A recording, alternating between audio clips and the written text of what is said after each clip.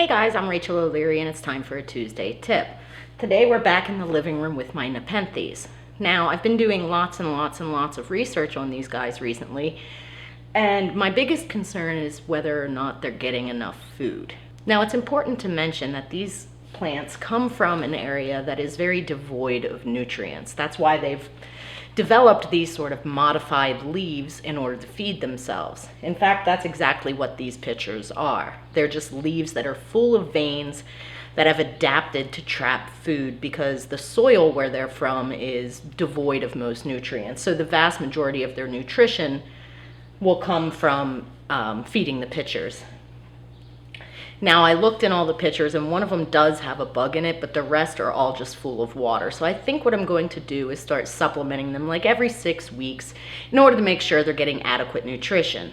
Now, the plant will keep growing without any bugs ever. However, it may stop producing pitchers. And since that's the cool part of this plant, I want to avoid that if possible. So I've been looking all over the internet and consulting my books. And what I've read is that while it's best to feed actual insects, you can also feed things like dehydrated bloodworms or anything that's sort of high in protein and has a decent calcium content. So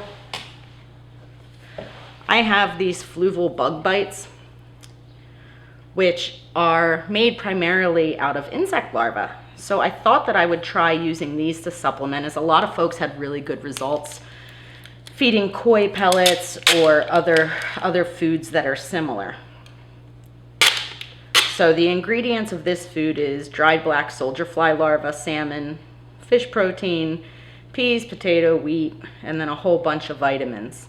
And it has 40% protein and only 12% fat. So I think that it should be pretty good. And it has an okay calcium content as well. So what I'm gonna do is drop some of this food into a little bit of water, and then I'll use a pipette to feed the plant. And again, I'm going to do this maybe every 6 weeks. Now, if I notice, I'm obviously going to look inside the pitcher, and if I see bugs in there, I'm not going to supplement. One of the risks of doing this is overfeeding, and then the food that you feed them can actually rot and produce an odor. So I'm probably only going to feed a very small amount to each pitcher and see what the results are and take it from there. So let's get started. So I've gotten a little pitcher together over here, and I'm just going to take a small amount of this bug bites food and drop it into the water just to reconstitute a little bit.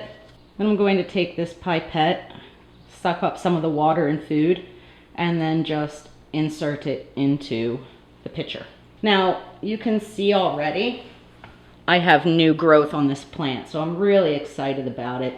Everything's looking really good. I did have one pitcher that dried out that I had to trim off, and one of the leaves is getting a little yellow, but since it's getting new growth and overall looking really good, I'm pretty pleased. And I've just been misting it. Whenever it looks dry with this.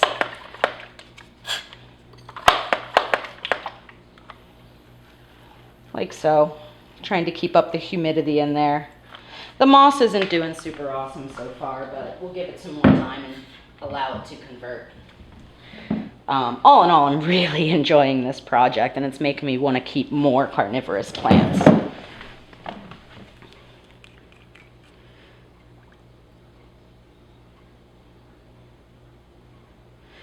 So what I've done here is just suck up maybe 4 or 5 of these little pellets into the pipette with some water.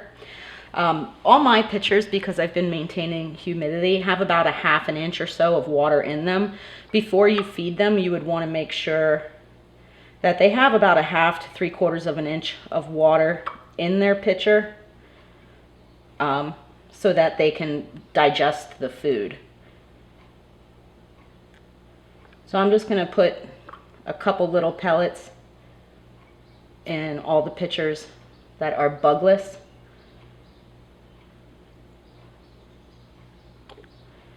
Now, they're kind of fascinating in that they're actually pretty darn sticky. So one of the things that I had read is that a lot of people feed flake food, but they have a hard time getting the flakes into the pitcher because the mouth of the pitcher is so sticky, which is why I'm choosing to feed them this way. And I'll do this, as I mentioned, maybe every 6 weeks.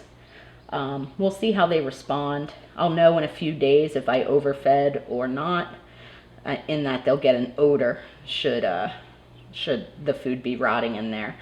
But it's just this simple. I'm pretty excited to do this and maintain these plants. So hopefully things continue the way they have been with great success.